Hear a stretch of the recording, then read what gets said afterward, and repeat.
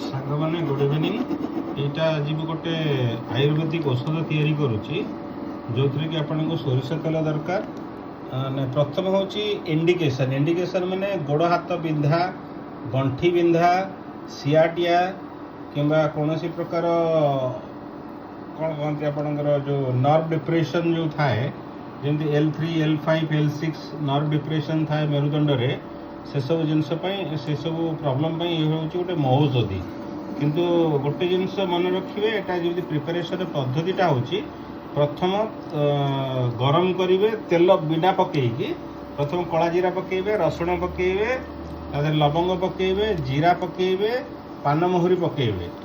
एतिक आगे पकईकी हल्का टिके उषुम करेंगे उषुम कर सारा पर तेल पकईबे आग तेल पकई तादेह पकईले किसी लाभ ना ये देखो मुझे करुच्ची फुटुची देखो आप यहाँ पूरा फुटब फुटिकी हल्का माने पोड़ला पोड़ला बास्ना हम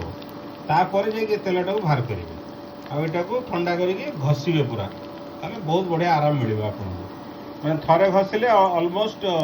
60 to 70% आपंकर पेन गुड़ा रिलीव हो तार दिन को थैंक यू।